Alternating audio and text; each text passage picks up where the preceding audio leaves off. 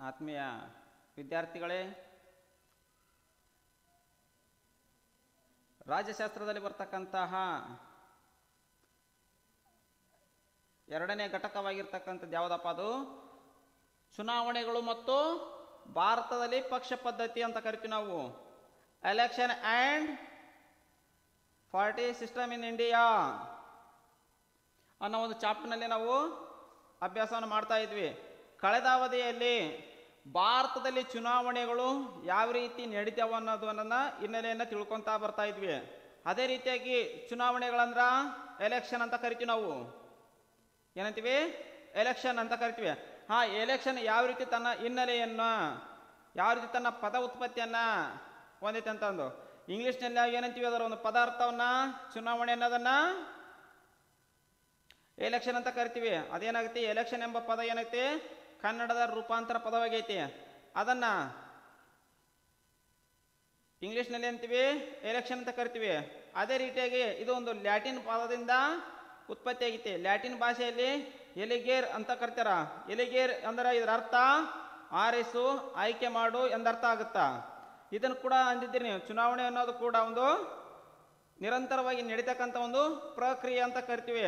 ಒಂದು ಪ್ರಜಾಸತ್ತಾತ್ಮಕ ರಾಷ್ಟ್ರ ನಿರ್ಮಾಣವಾಗಬೇಕಂದ್ರ ಚುನಾವಣೆಗಳು ಅನಿವಾರ್ಯ ಮತ್ತು ಅವಶ್ಯವಾಗಿರ್ತಾವು. ಅದಕ್ಕಾಗಿ ಚುನಾವಣೆ ಏನಾಗುತ್ತಾ? ಪ್ರಜಾಪ್ರಭುತ್ವದ ಒಂದು ಪ್ರತಿಬಿಂಬವಾಗೈತೆ ಅಂತಂದು ಹೇಳ್ಬೋದು. ಚುನಾವಣೆಗಳು ಏನಾಗ್ತಾವು? ಆಧುನಿಕ ಸರ್ಕಾರವನ್ನ ಕೂಡ ನಿರ್ಮಿಸ್ತಕ್ಕಂಥದ್ದನ್ನ ನಾವು ಕಾಣ್ಬೋದು. ಅದೇ ರೀತಿಯಾಗಿ ಚುನಾವಣೆಗಳಲ್ಲಿ ಬರ್ತಕ್ಕಂಥ ಒಂದು ಅನೇಕ ರೀತಿಯಾಗಿರ್ತಕ್ಕಂಥ ಮತದಾರರು, ಬುದ್ಧಿವಂತ ಮತದಾರರನ್ನು ಕೂಡ ಕಾಣ್ತೀವಿ ನಾವು. ಅವರು ಬುದ್ಧಿವಂತ ಮತದಾರರು ಏನು ಹೊಂದಿರ್ತಾರ ಮತ್ತು ಮತದಾನದ ಒಂದು ವ್ಯವಸ್ಥೆಯನ್ನು ಕೂಡ ಹೊಂದಿರ್ತಾರ. ಯಾವ ರೀತಿ? ಮತಪತ್ರ, ಅದಕ್ಕೆ ತನ್ನದೇ ಆಗಿರ್ತಕ್ಕಂಥ ಬೆಲೆಯನ್ನು ಕಾಣಬಹುದು. ಮತದಾನದ ಪತ್ರ ಮತಪತ್ರ ಏನಾಗ್ತ? ಮತದಾನ ಅನ್ನೋದು ಬಂದೂಕಿನ ಬುಲೆಟ್ಗಿಂತ ಶಕ್ತಿಶಾಲಿಯಾಗಿದ್ದು ಅಂತ ಹೇಳ್ತೀವಿ. ಯಾಕೆ ಹೇಳು? ಮತದಾನದ ಏನಾಗ್ತಾ? ಪ್ರಜೆಗಳು ಏನು ಮಾಡ್ತಾರ? ಒಬ್ಬ ಜನಪ್ರತಿನಿಧಿ ನಾಯಕನನ್ನ ಆಯ್ಕೆ ಮಾಡ್ಬೇಕಾದ್ರ ಪ್ರತಿಯೊಬ್ಬರ ಒಂದು ಮತದಾನದ ಮತವು ಏನಾಗುತ್ತಾ? ಅವಶ್ಯವಾಗಿ ಬೇಕಾಗುತ್ತಾ. ಅಲ್ಲಿ ಅಭ್ಯರ್ಥಿಗಳ ಒಂದು ಭವಿಷ್ಯ ನಿರ್ಧಾರವನ್ನು ಕೂಡ ನಾವು ಕಾಣಬಹುದು. ಅವರು ಹಕ್ಕುಗಳಾಗಿ ಅಂದ್ರ ತಮ್ಮ ಹಕ್ಕುಗಳನ್ನು ಚಲಾಯಿಸುವುದರ ಮೂಲಕ, ಮತದಾನದ ಹಕ್ಕನ್ನ ಚಲಾಯಿಸುವುದರ ಮೂಲಕ ತಮಗೆ ಇಷ್ಟ ಬಂದಂತ ಒಂದು ಅಭ್ಯರ್ಥಿಗಳನ್ನ ಆಯ್ಕೆ ಮಾಡ್ತಕ್ಕಂಥ ಒಂದು ಮುಕ್ತ ಸಾರ್ವತ್ರಿಕವಾಗಿರ್ತಕ್ಕಂಥದ್ದನ್ನ ಕಾಣ್ತೀವಿ. ಅದೇ ರೀತಿಯಾಗಿ ಅಲ್ಲಿ ಮತದಾರ ಏನ್ ಮಾಡುವುದು? ಮತವನ್ನ ನೀಡಿರ್ತಕ್ಕಂಥ ಸಂದರ್ಭದಲ್ಲಿ ಅತಿ ಹೆಚ್ಚಿನ ಮತಗಳಿಂದ ಗೆದ್ದಿರ್ತಕ್ಕಂಥ ಅಭ್ಯರ್ಥಿಗಳು ತಾವು ಸರ್ಕಾರವನ್ನ ಅಥವಾ ಪ್ರತಿನಿಧಿ ಕ್ಷೇತ್ರವನ್ನ ಕೂಡ ಆಯ್ಕೆ ಆಗ್ತಾರ. ಆಯ್ಕೆಯಾದಾಗ ಏನಾಗ್ತಾರ? ಅವರು ಒಂದು ಸರ್ಕಾರವನ್ನ ನಿರ್ಮಿಸ್ತಾರ. ಅಂದ್ರ ಅದಕ್ಕೆ ಏನಂತೀವಿ ನಾವು? ಸರ್ಕಾರವನ್ನ ನಡೆಸ್ತಕ್ಕಂಥದಕ್ಕೆ ಏನಂತೀವಿ? ಆಡಳಿತ ಪಕ್ಷ ಅಂತ ಕರಿತೀವಿ. ಆದರೆ ಅದಕ್ಕಿಂತ ಕೆಳಗೆ ಇರ್ತಕ್ಕಂಥ ಒಂದು ಸ್ಥಾನಗಳು ಬಂದಿರ್ತಾವೆ ಚುನಾವಣೆಗಳಲ್ಲಿ. ಅಂತ ಅಭ್ಯರ್ಥಿಗಳು ಏನಾಗ್ತಾ? ವಿರೋಧ ಪಕ್ಷದ ಸ್ಥಾನಮಾನವನ್ನು ಹೊಂದುತ್ತಾರ. ವಿರೋಧ ಪಕ್ಷ ಅಂದ್ರ ಆಡಳಿತದ ಪಕ್ಷದ ಒಂದು ಅದರ ಬಗ್ಗೆ ಅಂಕುಡೊಂಕುಗಳನ್ನ ತಿತ್ತಕ್ಕಂಥ ಕಾರ್ಯವನ್ನು ಯಾರು ಮಾಡ್ತಾರಪ್ಪ ಅಂದ್ರ ವಿರೋಧ ಪಕ್ಷದವರು ಮಾಡ್ತಾರಂತ ಹೇಳ್ಬೋದು. ಅದೇ ರೀತಿಯಾಗಿ ಆಡಳಿತ ಪಕ್ಷ, ವಿರೋಧ ಪಕ್ಷ ಅಂತಂದು ಕರಿತೀವಿ. ಅದಾದ ನಂತರ ಭಾರತದಲ್ಲಿ ಏನ್ ಮಾಡ್ತೀವಿ? ಅನೇಕ ರೀತಿಯಾಗಿರ್ತಕ್ಕಂಥ ಒಂದು ಚುನಾವಣಾ ವ್ಯವಸ್ಥೆನ ಕೂಡ ಕಾಣ್ತೀವಿ ನಾವು. ಪ್ರಜಾಸತ್ತಾತ್ಮಕ ರಾಷ್ಟ್ರದಲ್ಲಿ ಚುನಾವಣೆಗಳೇನಾಗ್ತಾವು? ಅನಿವಾರ್ಯವಾಗಿ ನಡೀತಾ ಇರ್ತಾವು. ಅಂದ್ರ ನಡಿಲೇಬೇಕಾಗತ್ತಾ. ಚುನಾವಣೆಗಳಿಲ್ಲದ ಏನಾಗಲ್ಲ. ಅದಕ್ಕಂತರ ಪ್ರಜಾಸತ್ತಾತ್ಮಕದ ಒಂದು ಆಧಾರ ಸ್ತಂಭ ಕೂಡ ಯಾವುದು? ಚುನಾವಣೆ ಅಂತ ಕರಿತೀವಿ. ಅದಕ್ಕಾಗಿ ಚುನಾವಣೆಗಳು ಅವಶ್ಯವಾಗಿ ಬೇಕಾಗ್ತತಿ. ಆದ್ರೆ ಚುನಾವಣೆಗಳಲ್ಲಿ ವಿವಿಧ ಚುನಾವಣೆಗಳನ್ನು ನಾವು ಕಾಣ್ತೀವಿ. ವಿವಿಧ ಅಂದ್ರ ಬೇರೆ ಬೇರೆ ರೀತಿಯಾಗಿರ್ತಕ್ಕಂಥದ್ದಂತ ಕಾಣ್ತೀವಿ. ಸಾರ್ವತ್ರಿಕ ಚುನಾವಣೆಗಳನ್ನು ನೋಡ್ತೀವಿ, ಮರು ಚುನಾವಣೆಗಳನ್ನು ನೋಡ್ತೀವಿ, ಉಪ ಚುನಾವಣೆಗಳನ್ನು ನೋಡ್ತೀವಿ, ಮಧ್ಯಂತರ ಚುನಾವಣೆಗಳನ್ನ ಕೂಡ ನಾವು ಕಾಣ್ತೀವಿ. ಇವೇನಾಗ್ತಾವು? ಚುನಾವಣೆಗಳ ಬಗ್ಗೆ ಇರ್ತಕ್ಕಂಥ ಒಂದು ವಿವಿಧ ರೀತಿಯಾಗಿರ್ತಕ್ಕಂಥ ಪ್ರಕಾರಗಳು. ಒಂದು ಜನತೆಯ ಒಂದು ರಾಜ್ಯವನ್ನು ನಿರ್ಮಾಣ ಮಾಡ್ಬೇಕಪ್ಪ ಅಂದ್ರೆ ಅಲ್ಲಿ ಏನಾಗ್ತಾ? ಚುನಾವಣೆಗಳು ಅವಶ್ಯಕವಾಗಿ ಬೇಕಾಗ್ತತಿ. ಅಂದ್ರ ಪಾರದರ್ಶಕತೆ, ಆಡಳಿತ ಯಂತ್ರ ಸಾಗಬೇಕಪ್ಪ ಅಂದ್ರ, ಈಗ ಆಡಳಿತದ ಯಂತ್ರ ಸಲೀಸಾಗಿ ಸಾಗಬೇಕಂದ್ರೆ ಏನಾಗಬೇಕು? ಚುನಾವಣೆಗಳು ಏನಾಗಬೇಕು? ನಡಿಬೇಕು. ಅದೇನಾದ್ರೂ ಪ್ರಜಾಸತ್ತಾತ್ಮಕದಲ್ಲಿ ಆಡಳಿತ ತುಕ್ಕು ಹಿಡಿದಿದ್ರೆ ಏನಾಗುತ್ತದು? ಚುನಾವಣೆಗಳಲ್ಲಿ ಪರಿಣಾಮ ಬೀರಿಲ್ಲ ಎಂದರ್ಥವಾಗುತ್ತಾ. ಅದಕ್ಕಾಗಿ ಚುನಾವಣೆಗಳೇನಾಗ್ತಾವು? ಆಧುನಿಕ ಭಾರತದ ಒಂದು ನಿರ್ಮಾಣಗಳನ್ನು ಮಾಡ್ತಕ್ಕಂಥದ್ದನ್ನು ನಾವು ಕಾಣ್ತೀವಿ. ಯಾಕೆ ಹೇಳು? ಭವ್ಯ ರಾಷ್ಟ್ರವನ್ನ ನಿರ್ಮಾಣ ಮಾಡ್ತಕ್ಕಂಥ ಒಂದು ಕಾರ್ಯವನ್ನ ಚುನಾವಣೆಗಳು ಮಾಡ್ತಾವು. ಅದೇ ರೀತಿಯಾಗಿ ಈ ಚುನಾವಣೆಗಳ ಬಗ್ಗೆ ನಾವೆಲ್ಲ ಇಷ್ಟೆಲ್ಲ ಅಭ್ಯಾಸ ಮಾಡ್ತಾ ಇದ್ವಿ. ಹಾಗಾದ್ರೆ ಸಾರ್ವತ್ರಿಕ ವಯಸ್ಕ ಮತದಾನ ಪದ್ಧತಿ ಅಂದ್ರೆ ಏನು? ಸಾರ್ವತ್ರಿಕ ವಯಸ್ಕ ಮತದಾನ ಪದ್ಧತಿ ಅಂದ್ರ, ಈಗ ಸಾರ್ವತ್ರಿಕ ಅಂದ್ರ ಎಲ್ಲರಿಗೂ, ವಯಸ್ಕ ಅಂದ್ರ ನಿರ್ದಿಷ್ಟವಾಗಿರ್ತಕ್ಕಂಥ ವಯಸ್ಸಿರ್ತ. ಅದೇ ರೀತಿ ಮತದಾನ ಪದ್ಧತಿ ಅಂತ ಕರಿತೀವಿ, ಇಂಥದೇ ಒಂದು ಪದ್ಧತಿ ಇರ್ಬೇಕಂತೆ. ಅದಕ್ಕೆ ಸಾರ್ವತ್ರಿಕ ವಯಸ್ಕ ಮತದಾನ ಪದ್ಧತಿ ಅಂದ್ರೆ ಏನಪ್ಪಾ ಅಂದ್ರ, ಭಾರತದಲ್ಲಿ 18 ವರ್ಷ ತುಂಬಿದ ಎಲ್ಲ ಸ್ತ್ರೀ ಪುರುಷರು ಲಿಂಗ, ಧರ್ಮ, ಜಾತಿ, ಬುಡಕಟ್ಟು, ಆರ್ಥಿಕ, ಸಾಮಾಜಿಕ ಸ್ಥಾನಮಾನಗಳಿಂದ ಇತ್ಯಾದಿ ಅಂಶಗಳಿಂದ ಏನಾಗಿರ್ಬೋದು, ತಾರತಮ್ಯವಿಲ್ಲದೆ ಮತದಾನದಲ್ಲಿ ಪಾಲ್ಗೊಂಡು ತಮಗೆ ಬೇಕಾದ ಅಭ್ಯರ್ಥಿಯನ್ನ ಆಯ್ಕೆ ಮಾಡುವ ಸ್ವಾತಂತ್ರ್ಯವನ್ನು ನಾವು ಹೊಂದಿರ್ತಾರೆ. ಅದಕ್ಕೇನಂತ ನಾವು ಸಾರ್ವತ್ರಿಕ ವಯಸ್ಕ ಮತದಾನ ಪದ್ಧತಿ ಅಂತ ಕರಿತೀವಿ. ಇನ್ನೊಂದ್ಸರಿ ಹೇಳ್ತೀನಿ ಕೇಳ್ರಿ. ಭಾರತದಲ್ಲಿ 18 ವರ್ಷ ತುಂಬಿದ ಎಲ್ಲ ಸ್ತ್ರೀ ಪುರುಷರು ಏನಾಗುತ್ತಾ, ಭಾರತದಲ್ಲಿ ಇರ್ತಕ್ಕಂಥ 18 ವರ್ಷದ ಮೇಲ್ಪಟ್ಟು ಯಾರಿರ್ತಾರ ನೋಡು, ಯುವಕ ಮತ್ತು ಯುವತಿ ಇರ್ಬೋದು, ಅವ್ರೇನು ಮಾಡ್ತಾರ, ನಿಮ್ದು PUC ಮುಗಿತಕ್ಕಂಥ ಸಂದರ್ಭದಲ್ಲಿ PUC ಮುಗಿದ ಮೇಲೆ ಏನಾಗುತ್ತೆ, ನಿಮ್ಗೆ 18 ವರ್ಷ ತುಂಬ್ತಾವು. ಆ ನಂತರ ಏನ್ ಮಾಡ್ತೀರಿ ನೀವು, ಮತದಾರರ ಒಂದು ಹೆಸರನ್ನ ಸೇರ್ಪಡೆ ಮಾಡ್ತೀರಿ ನೀವು. ಅಂದ್ರ ಮತ ಚಲಾಯಿಸ್ತಕ್ಕಂಥ ಹಕ್ಕಿನ ಸಾಮರ್ಥ್ಯವನ್ನು ನೀವು ಪಡಿತೀರಿ. ಅದೇ ರೀತಿ ಕೂಡ ಭಾರತದಾಗ ಏನೈತಿ ಏಜ್ ಲಿಮಿಟು, 18 ವರ್ಷ ತುಂಬಿರಬೇಕು. ಒಬ್ಬ ಸ್ತ್ರೀ ಒಬ್ಬ ಪುರುಷನಿಗೆ ಏನ್ಬೇಕು, ಮತದಾನ ಮಾಡ್ತಾನಂದ್ರ 18 ವರ್ಷ ವಯಸ್ಸಾಗಿರ್ಬೇಕು ಅಂತ ಹೇಳ್ತಾನ. ಅದೇ ರೀತಿಯಾಗಿ ಎಲ್ಲ ಸ್ತ್ರೀ ಪುರುಷರು ಅಂದ್ರ ಇಲ್ಲಿ ತಾರತಮ್ಯ ಮಾಡೋಂಗಿಲ್ಲ, ಸ್ತ್ರೀಯರು ಪುರುಷರು ಅನ್ನೋದು ತಾರತಮ್ಯ ಇಲ್ಲರದೆ.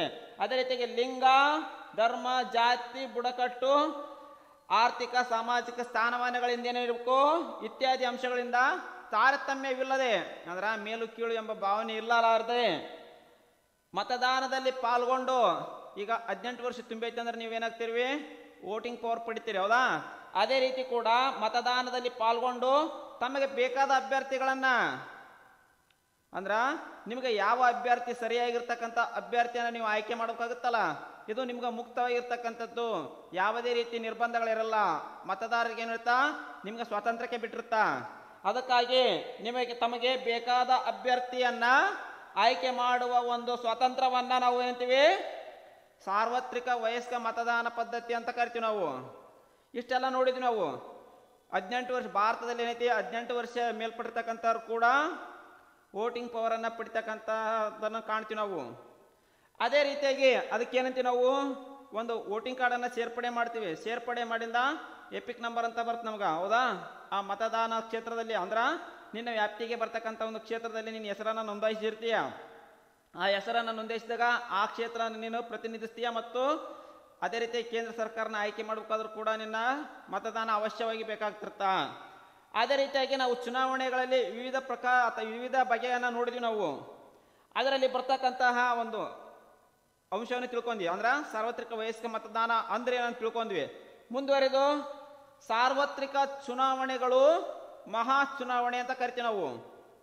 ಏನ್ ಹಿಂಗಂದ್ರ, ಸಾರ್ವತ್ರಿಕ ಅಂದ್ರ ಎಲ್ಲರಿಗೂ, ಅಂದ್ರ ಎಲ್ಲ ಕ್ಷೇತ್ರಗಳಿಗೆ ಅಂತೀವಿ ನಾವು, ಎಲ್ಲ ಅಂತೀವಿ. ಸಾರ್ವತ್ರಿಕವಾಗಿರ್ತಕ್ಕಂಥದ್ದು ಅಥವಾ ಮಹಾ ಚುನಾವಣೆ ಅಂತ ಕರಿತೀವಿ.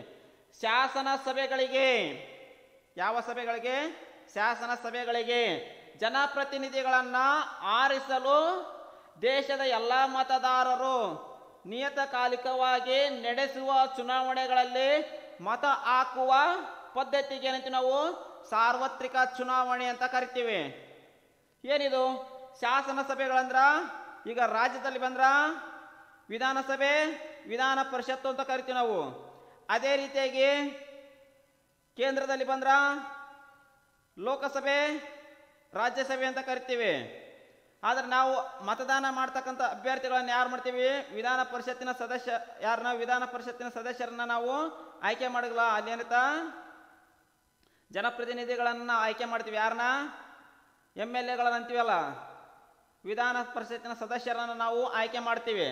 ಅದಕ್ಕಾಗಿ ಇಲ್ಲಿ ಶಾಸನ ಸಭೆಗಳಂದ್ರ ರಾಜ್ಯದಲ್ಲಿ ಬರ್ತಕ್ಕಂಥ ವಿಧಾನಸಭೆ ಅಂತ ಕರಿತೀವಿ. ಕೇಂದ್ರದಲ್ಲಿ ಬಂದ್ರ ಲೋಕಸಭೆ. ಇದರಲ್ಲಿ ಶಾಸನ ಸಭೆಗಳಿಗೆ ಜನಪ್ರತಿನಿಧಿಗಳು ಅಂದ್ರ ಜನರ ಒಂದು ನಾಯಕರನ್ನ ನಾವು ಆಯ್ಕೆಯನ್ನ ಮಾಡ್ತೀವಿ.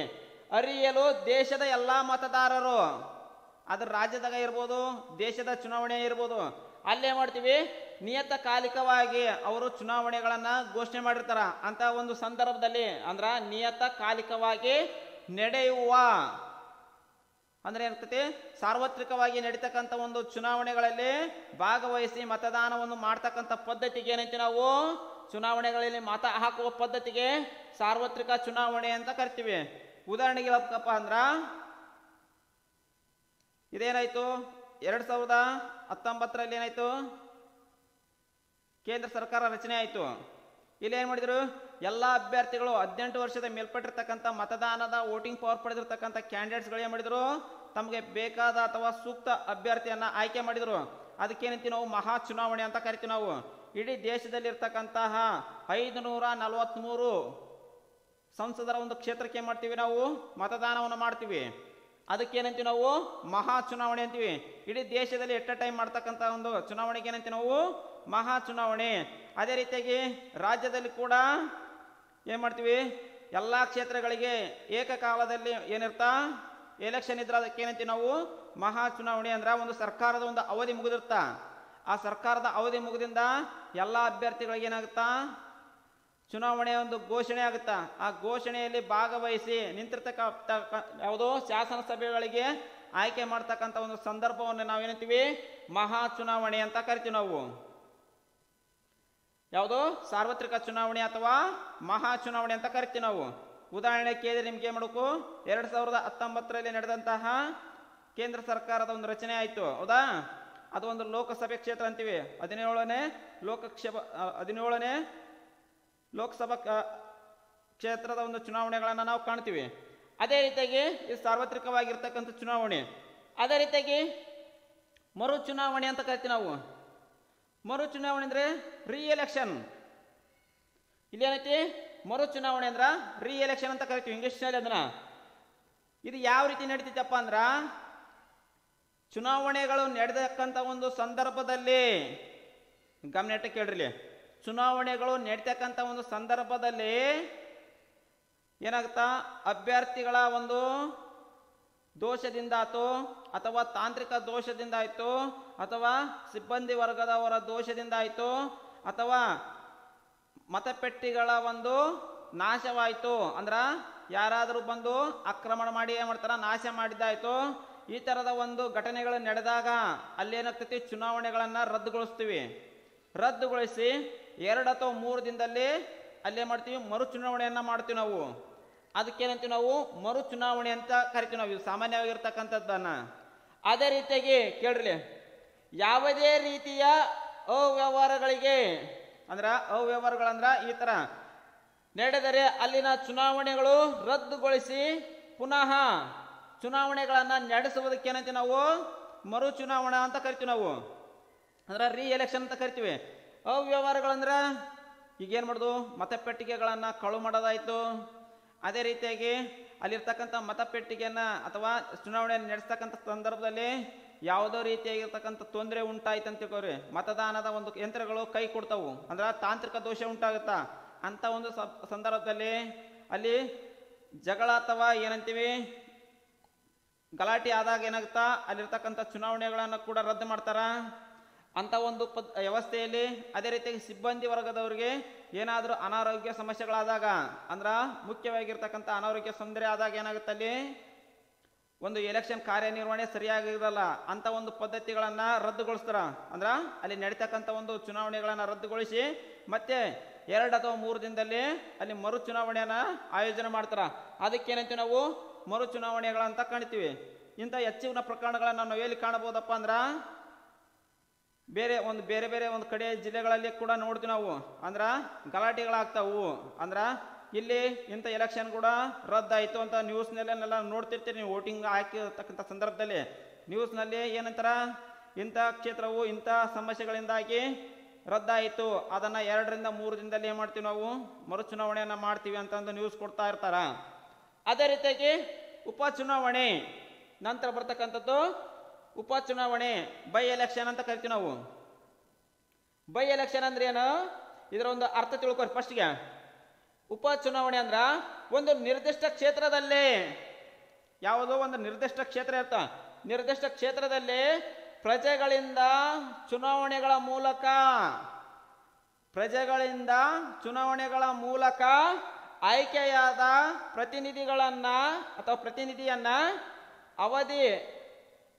ಪ್ರತಿನಿಧಿಯನ್ನ ತನ್ನ ಅವಧಿ ಮುಗಿಯುವ ಮುನ್ನವೇ ರಾಜೀನಾಮೆ ನೀಡಿದರೆ ಅಥವಾ ಮರಣವನ್ನ ಹೊಂದಿದ್ದರೆ, ತನ್ನ ಸದಸ್ಯತ್ವವನ್ನು ಕಳೆದುಕೊಂಡಿದ್ದರೆ ಆ ಸ್ಥಾನಕ್ಕೆ 6 ತಿಂಗಳ ಒಳಗಾಗಿ ಏನ್ ಮಾಡಬೇಕು, ಚುನಾವಣೆಗಳನ್ನ ನಡೆಸ್ತಕ್ಕಂಥ ಒಂದು ಪ್ರಕ್ರಿಯೆಗೆ ಏನಂತೀವಿ ನಾವು ಮರು ಚುನಾವಣೆ ಅಂತ ಕರಿತೀವಿ ನಾವು. ಈ ಸಿಂಪಲ್ ಆಗಿ ತಿಳ್ಕೊಂಬಿಟ್ರಿ. ಮರು ಚುನಾವಣೆ ಅಂದ್ರ ಅಲ್ಲಿ ಯಾವುದೇ ಅಭ್ಯರ್ಥಿ ಏನಾಗಿರ್ತಾನ, ಆಯ್ಕೆ ಆಗಿರ್ತಕ್ಕಂಥ ಅಭ್ಯರ್ಥಿ ಸರ್ಕಾರದಲ್ಲಿ ಇರ್ತಾನ, ಆತೇನಾಗ್ತಾನ ತನ್ನ ವೈಯಕ್ತಿಕ ಕಾರಣಗಳಿಂದಾದರೂ ರಾಜೀನಾಮೆ ನೀಡಬಹುದು. ಅದೇ ರೀತಿಯಾಗಿ ಮರಣ ಹೊಂದ್ಯಾನಂದ್ರೂ ಕೂಡ ಅಲ್ಲಿ ಬೈ ಎಲೆಕ್ಷನ್ ಆಗುತ್ತಾ. ಅದೇ ರೀತಿಯಾಗಿ ಅಲ್ಲಿ ಏನಾದ್ರೂ ಅಭ್ಯರ್ಥಿ ಒಂದು ಪಕ್ಷದಿಂದ ಮತ್ತೊಂದು ಪಕ್ಷಕ್ಕೆ ಹೋಗ್ಯಾನಂದ್ರ ಪಕ್ಷಾಂತರ ನಿಷೇಧ ಕಾಯ್ದೆ ಅಡಿಯಲ್ಲಿ ಏನ್ ಮಾಡ್ತಾನಾತ, ತನ್ನ ಸದಸ್ಯತ್ವವನ್ನು ಕಳೆದುಕೊಳ್ತಾನ. ಆ ಸದಸ್ಯತ್ವವನ್ನು ಕಳೆದುಕೊಂಡಾಗ ಕೂಡ ಏನಾಗ್ತಲ್ಲಿ ಬೈ ಎಲೆಕ್ಷನ್ ಅಂತೀವಿ ನಾವು. ಯಾವುದು ಉಪ ಚುನಾವಣೆಗಳನ್ನ ನಾವು ನಡೆಸ್ಬೋದು. ಯಾವುದು ಆ ಸ್ಥಾನಕ್ಕೆ 6 ತಿಂಗಳ ಒಳಗಾಗಿ 6 ಮಂತ್ ಒಳಗೆ ಏನ್ ಮಾಡ್ಬೇಕು, ಅವರು ಬೈ ಎಲೆಕ್ಷನ್ ಮಾಡಿ ಆ ಕ್ಷೇತ್ರ ಅಂದ್ರ ಚುನಾವಣೆಯನ್ನು ಮಾಡಿ ಅಭ್ಯರ್ಥಿಯನ್ನ ಆಯ್ಕೆ ಮಾಡಬೇಕಾಗುತ್ತಾ. ಈಗ ಒಂದು ನಿರ್ದಿಷ್ಟ ಕ್ಷೇತ್ರ, ಒಂದು ವಿಧಾನಸಭೆ ಅಂತೀವಿ. ಆ ವಿಧಾನಸಭೆಯಲ್ಲಿ ತನ್ನದೇ ಆಗಿರ್ತಕ್ಕಂಥ ಒಂದು ಭೌಗೋಳಿಕ ವ್ಯಾಪ್ತಿಯನ್ನು ಒಳಗೊಂಡಿರ್ತ. ಯಾವುದು ಭೌಗೋಳಿಕ ವ್ಯಾಪ್ತಿಯೊಳಗೆ ತನ್ನ ಕ್ಷೇತ್ರವನ್ನು ಹೊಂದಿರ್ತ. ಆ ಕ್ಷೇತ್ರವನ್ನು ಹೊಂದಿದ ಅಲ್ಲಿನ ಪ್ರಜೆಗಳು ಮಾತ್ರ ಅವ್ರು ಏನ್ ಮಾಡ್ತಾರ, ಎಲೆಕ್ಷನ್ಗೆ ಓಟ್ ಹಾಕ್ತಕ್ಕಂಥ ಸಾಮರ್ಥ್ಯವನ್ನು ಹೊಂದಿರ್ತಾರ. ಆಯ್ಕೆಯಾದಂತಹ ಪ್ರತಿನಿಧಿಗಳು ಏನ್ ಮಾಡ್ತಾರ, ಏನೋ ಅಕಾಲಿಕವಾಗಿ ಮರಣ ಹೊಂದಿದ್ರು ಅಥವಾ ಅದೇ ರೀತಿಯಾಗಿ ಏನೋ ಒಂದು ತೊಂದರೆಯಿಂದ ಏನಾದರೂ ಅವರ ರಾಜೀನಾಮೆ ನೀಡಿದ್ರು ಅಂತ ತಿಳ್ಕೊರಿ, ಅಂತ ಒಂದು ಸದಸ್ಯತ್ವಕ್ಕೆ ತಮ್ಮ ಸದಸ್ಯತ್ವವನ್ನು ಕಳೆದುಕೊಂಡಿದ್ದರು ಕೂಡ 6 ತಿಂಗಳೊಳಗಾಗಿ ನಡೆಸ್ತಕ್ಕಂಥ ಒಂದು ಎಲೆಕ್ಷನ್ಗೆ ಏನಂತೀವಿ ನಾವು ಉಪ ಚುನಾವಣೆ ಅಂತ ಕರಿತೀವಿ. ಇತ್ತೀಚೆಗೆ ಆಯ್ತು ಎಲ್ಲಿ ಚಾಮರಾಜನಗರ ಮತ್ತು KR ನಗರ, ಹೌದಾ. ಈ ಕರ್ನಾಟಕದಲ್ಲಿ ನಡೀತಕ್ಕಂಥ ಒಂದು 2 ಕ್ಷೇತ್ರಗಳನ್ನ ನಾವು ನೋಡ್ಬೋದು. ಇತ್ತೀಚಿನ ಅಂದ್ರ ಈಗ ನಡೀತಕ್ಕಂತಹ ಮೊನ್ನೆ ನಡೆದಿರ್ತಕ್ಕಂಥ ಒಂದು ಚುನಾವಣೆಗಳನ್ನ ನಾವು ಕಾಣ್ಬೋದಾಗುತ್ತ.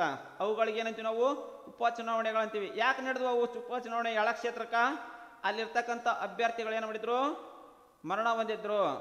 ಅದೇ ರೀತಿಯಾಗಿ ಮೊನ್ನೆ ಉಪ ಚುನಾವಣೆಗಳು ಕೂಡ ಘೋಷಣೆ ಆಗ್ತೈತೆ ಅಂತೆ.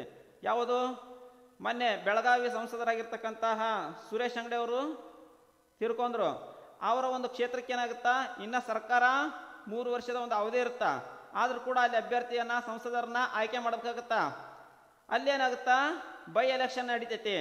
ಬೈ ಎಲೆಕ್ಷನ್ ಅಂದ್ರ ಉಪ ಚುನಾವಣೆ ಕೂಡ ನಡೀತೇವು. ಅಲ್ಲಿ ಅಭ್ಯರ್ಥಿಗಳನ್ನ ಆಯ್ಕೆ ಮಾಡ್ತಕ್ಕಂಥದ್ದನ್ನ ನಾವು ಕಾಣಬಹುದು. ಇದಕ್ಕೆ ನಾವೇನಂತೀವಿ ಉಪ ಚುನಾವಣೆ ಅಂತ ಕರಿತೀವಿ. ನಂತರ ಬರ್ತಕ್ಕಂಥದ್ದು ಮಧ್ಯಂತರ ಚುನಾವಣೆ. ಏನಿದು ಮಧ್ಯಂತರ? ಎಲ್ಲ ಚುನಾವಣೆಗೆ ಓಕೆ ಸರ, ಮಧ್ಯಂತರ ಯಾಕ್ರಿ ಅಂತಾರೆ, ಹೌದಾ.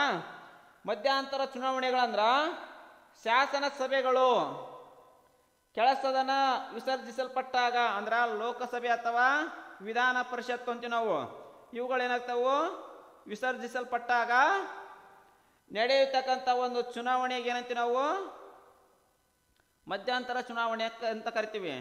ಈಗ ಯಾವುದೇ ಒಂದು ಸರ್ಕಾರ ಇರ್ತಾ, ಯಾವುದು ಸರ್ಕಾರ ಬಿದ್ದೋಗಿರ್ತ, ರಚನೆಗೊಂಡಿರ್ತಕ್ಕಂಥ ಸರ್ಕಾರ ಏನಾಗ್ತಾ, ಸರ್ಕಾರ ಯಾವುದೇ ಅಭ್ಯರ್ಥಿಯು ಸ್ಪಷ್ಟವಾಗಿರ್ತಕ್ಕಂಥ ಒಂದು ಬಹುಮತವನ್ನು ಪಡೆದಿರೋದಿಲ್ಲ. ಆದರೆ ಸಮ್ಮಿಶ್ರವಾಗಿರ್ತಕ್ಕಂಥ ಸರ್ಕಾರಗಳನ್ನು ನಡೆಸ್ತಾರ. ಸಮ್ಮಿಶ್ರದಲ್ಲಿ ಕೂಡ ತಮ್ಮ ಹೊಂದಾಣಿಕೆಗಳು ಇಲ್ಲದೆ ಇದ್ದಿರ್ತಕ್ಕಂಥ, ಸಮನ್ವಯತೆ ಇಲ್ಲದೆ ಇದ್ದಾಗ ಏನಾಗುತ್ತಾ, ಆ ಪಕ್ಷಗಳೇನಾಗ್ತವು ಸರಿಯಾದ ರೀತಿಯಲ್ಲಿ ನಡೆಯಲ್ಲ. ಆಗೇನಾಗ್ತವು ತಮ್ಮ ಮಧ್ಯಂತರ ಅಂದ್ರ ಒಂದು ಸಾರ್ವತ್ರಿಕ ಚುನಾವಣೆಗೆ ಅಣಿ ಆಗ್ತಾರ. ಯಾಕೆ ಹೇಳು, ಅವರು ಯಾವುದೇ ರೀತಿಯಾಗಿರ್ತಕ್ಕಂಥ ಒಂದು ಸ್ಪಷ್ಟ ಬಹುಮತ ಇಲ್ಲ, ಸರ್ಕಾರ ರಚನೆ ಆಗಲ್ಲ ಅಂದ್ರ ಅಲ್ಲಿ ರಾಷ್ಟ್ರಪತಿಯ ಒಂದು ಆಳ್ವಿಕೆಯನ್ನ ಜಾರಿಗೆ ತಂದು, ರಾಷ್ಟ್ರಪತಿ ಆಳ್ವಿಕೆ ಬಂದು 6 ತಿಂಗಳದೊಳಗೆ ಏನ ಆಗ್ಬೇಕು, ಮಹಾ ಚುನಾವಣೆ ಅಥವಾ ಸಾರ್ವತ್ರಿಕ ಚುನಾವಣೆ ಆಗಬೇಕು. ಆಗ ಒಂದು ಸರ್ಕಾರ ವಿಸರ್ಜಿಸಲ್ಪಟ್ಟಾಗ, ಯಾವುದೇ ಒಂದು ಸರ್ಕಾರ ಇರಲಿ, ಆ ಸರ್ಕಾರ ಸ್ವಪ್ರೇರಿತವಾಗಿ ಅಥವಾ ಏನೋ ಒಂದು ಆರೋಪದ ಮೇಲೆ ಏನಾಗುತ್ತಾ ಕಳಿಸಿ ಸರ್ಕಾರ ಬಿದ್ದಾಗ ಏನಾಗುತ್ತಾ ಮತ್ತೊಂದು ಸರ್ಕಾರ ರಚಿಸ್ತಾ ಹೋಗುತ್ತಲ್ಲ, ಅದಕ್ಕೆ ನಾವೇಂತೀವಿ ಮಧ್ಯಂತರ ಚುನಾವಣೆ ಅಂತ ಕಾಣ್ತೀವಿ. ಆ ಥರದ ಒಂದು ಚುನಾವಣೆಗಳಿಗೆ ಅಂತೀವಿ ನಾವು ಮಧ್ಯಂತರ ಅಂತೀವಿ. ಯಾವುದೇ ಒಂದು ಸರ್ಕಾರ ನಡಿಬೇಕಂದ್ರೆ 5 ವರ್ಷ ಇರ್ತಾ, ಅವ್ರು ಏನಾರು 1 ವರ್ಷಕ್ಕೆ ಸರ್ಕಾರ ಮುರಿದು ಬಿತ್ತಂದ್ರ ಮತ್ತೆ ಎಲೆಕ್ಷನ್ ಮಾಡ್ತಾರಲ್ಲ, ಅದಕ್ಕೆ ಏನಂತೀವಿ ನಾವು ಮಧ್ಯಂತರ ಚುನಾವಣೆ ಅಂತಂದು ಕರಿತೀವಿ. ಒಟ್ಟಾರೆ ಇಲ್ಲಿವರೆಗೆ ಏನು ಮಾಡಿದ್ವಿ ನಾವು, ಚುನಾವಣೆಯ ಅರ್ಥ, ಚುನಾವಣೆಯ ಒಂದು ವ್ಯಾಖ್ಯೆಗಳ ಬಗ್ಗೆ ತಿಳ್ಕೊಂಡ್ವಿ. ಅದೇ ರೀತಿಯಾಗಿ ಚುನಾವಣೆಯ ಒಂದು ವಿಧಗಳು ಅಂತ ಬರ್ತಾವೆ. ಯಾವ್ಯಾವುದು? ಸಾರ್ವತ್ರಿಕ ಚುನಾವಣೆ ಇರ್ಬೋದು, ಮರು ಚುನಾವಣೆ ಇರ್ಬೋದು, ಉಪಚುನಾವಣೆ ಇರ್ಬೋದು, ಮಧ್ಯಂತರ ಚುನಾವಣೆ ಇರ್ಬೋದು. ಇವನ್ನೆಲ್ಲ ಏನು ಮಾಡಿದ್ವಿ ಇದುವರೆಗೆ ಅಭ್ಯಾಸ ಮಾಡಿದ್ವಿ. ಮುಂದುವರಿದ ಭಾಗದಲ್ಲಿ ನಾವೇನು ಮಾಡೋದು, ಚುನಾವಣೆಗಳ ಒಂದು ಮಹತ್ವ ಅಥವಾ ಪ್ರಾಮುಖ್ಯತೆ ಅಂತಂದು ಅದರ ಬಗ್ಗೆ ಏನು ಮಾಡೋಣ, ಅಭ್ಯಾಸ ಮಾಡೋಣ. ಆದ್ರೆ ನಿಮ್ಗೆ ಇಲ್ಲಿ 2 ಅಂಕದ ಪ್ರಶ್ನೆ ಮತ್ತು 1 ಅಂಕದ ಪ್ರಶ್ನೆ ಏನಾಗ್ತಾ ನಿಶ್ಚಿತವಾಗಿರುತ್ತಾ. ಯಾಕಪ್ಪ ಅಂದ್ರ ಅತಿ ಹೆಚ್ಚು ಇದೇನಾಗ್ತಾ ಈ ಪಾಠದ ಮೇಲೆ ಫೋಕಸ್ ಅನ್ನ ಮಾಡ್ತಕ್ಕಂಥ ಸಾಧ್ಯತೆ ಅದಾವ. 17 ಅಂಕಕ್ಕಿಂತ ಜಾಸ್ತಿ ಇರ್ತಕ್ಕಂಥ ಪಾಠ ಇದು. ಅದಕ್ಕೆ ನಿಮ್ಗೆ ನಾಳೆ ಏನು ಮಾಡ್ತಾನ, 2 ಅಂಕಕ್ಕೊಂದು ಪ್ರಶ್ನೆ ಕೇಳ್ತಾನ. ಸಾರ್ವತ್ರಿಕ ವಯಸ್ಕ ಮತದಾನ ಅಂದ್ರೆ ಏನು ಬರೀರಿ ಅಂತಾನ. ಇಷ್ಟೆಲ್ಲ ಅಂಶಗಳನ್ನು ಬರಿಬೇಕು. ಅದೇ ರೀತಿಯಾಗಿ ಸಾರ್ವತ್ರಿಕ ಚುನಾವಣೆ ಅಥವಾ ಮಹಾ ಚುನಾವಣೆ ಅಂದ್ರೆ ಏನಂತ ಕೇಳ್ತಾನೆ, 2 ಅಂಕಕ್ಕೆ ಇಷ್ಟು ಬರಿಬೇಕು. ಅದೇ ರೀತಿಯಾಗಿ ಮರು ಚುನಾವಣೆ ಅಂದ್ರೆ ಏನು, ಇದಕ್ಕೆ ಉತ್ತರವನ್ನು ಕೂಡ ಬರಿಬೇಕು. ಅದೇ ರೀತಿಯಾಗಿ ಉಪಚುನಾವಣೆ ಎಂದರೇನು, ಅದಕ್ಕೂ ಕೂಡ ಬರಿಬೇಕು. ಮಧ್ಯಂತರ ಚುನಾವಣೆ ಅಂದ್ರೆ ಏನಂತ ಕೇಳ್ತಾನ. ಈ ತರದ ಒಂದು ಪ್ರಶ್ನೆಗಳಿಗೆ ಏನು ಮಾಡಬೇಕು, ನೇರವಾಗಿರ್ತಕ್ಕಂಥ ಒಂದು ಸ್ಪಷ್ಟವಾಗಿರ್ತಕ್ಕಂಥ ಕ್ರಮಬದ್ಧವಾಗಿರ್ತಕ್ಕಂಥ ಉತ್ತರಗಳನ್ನು ಬರಿಬೇಕು. ಆ ನಂತರ ಏನು ಮಾಡ್ತಾನ, ವಿವಿಧ ಚುನಾವಣೆಗಳ ಬಗ್ಗೆ ನಿಮ್ಮ ಅನಿಸಿಕೆಗಳು ಅಥವಾ ನಿಮ್ಮ ಅಭಿಪ್ರಾಯಗಳನ್ನು ಬರೀರಿ ಅಂತಂದ್ರೆ 5 ಅಂಕಕ್ಕೆ ಇವನ್ನೆಲ್ಲ ಬರಿಬೇಕಾಗುತ್ತಾ. ಹೌದಾ? ಇವನ್ನೆಲ್ಲ ಬರೋದು ನಿಮ್ಮದಾಗಿರ್ತಕ್ಕಂಥ ಒಂದು ಓನ್ ಸೆಂಟೆನ್ಸ್ ಕೊಡ್ಬೇಕು. ಅದಕ್ಕೇನಂತೀವಿ, ಉಪಸಂಹಾರ ಅಂತೀವಿ. ಈ ಮೇಲಿನ ಹೇಳಿಕೆ ಅಂದ್ರೆ ಒಟ್ಟಾರೆ ಈ ಮೇಲಿನ ಎಲ್ಲ ಅಂಶಗಳನ್ನು ನಾವು ಅಭ್ಯಾಸಿಸಿದಾಗ ಭಾರತದಲ್ಲಿ ಚುನಾವಣೆಗಳು ಮಹತ್ವವಾದ ಸ್ಥಾನವನ್ನು ಪಡೆದವು. ಅದೇ ರೀತಿಯಾಗಿ ವಿವಿಧ ಚುನಾವಣೆಗಳ ಮೂಲಕ ಸರ್ಕಾರಗಳನ್ನು ರಚನೆಯನ್ನು ಮಾಡಬಹುದು. ಅದೇ ರೀತಿಯಾಗಿ ಒಂದು ಸಾರ್ವಭೌಮತ್ವದ ಅಂಗವಾಗೈತೆ ಅಂತಂದು ತಿಳಿಸಲಾಗುತ್ತೆ ಅಂತಂದು ಬರೆದು ಈ ಥರದ ಒಂದು ವಾಕ್ಯಗಳನ್ನು ನೀವು ಕನ್ಕ್ಲೂಷನ್ ಸ್ಟೇಟ್ಮೆಂಟ್ ಮೂಲಕ ಕ್ಲೋಸ್ ಮಾಡಬೇಕು. ಆ ಥರ ಬರೆದಾಗ ನಿಮ್ಗೆ ಏನಾಗುತ್ತಾ, ಪೂರ್ಣ ಅಂಕ ಬರ್ತಕ್ಕಂಥ ಸಾಧ್ಯತೆಯನ್ನು ನಾವು ಕಾಣ್ತೀವಿ. ಮುಂದಿನ ಒಂದು ಅವಧಿಯಲ್ಲಿ ಏನು ಮಾಡೋಣ, ಚುನಾವಣೆಗಳ ಮಹತ್ವದ ಬಗ್ಗೆ ಅಭ್ಯಾಸ ಮಾಡೋಣ. ಎಲ್ಲರಿಗೂ ಧನ್ಯವಾದಗಳು.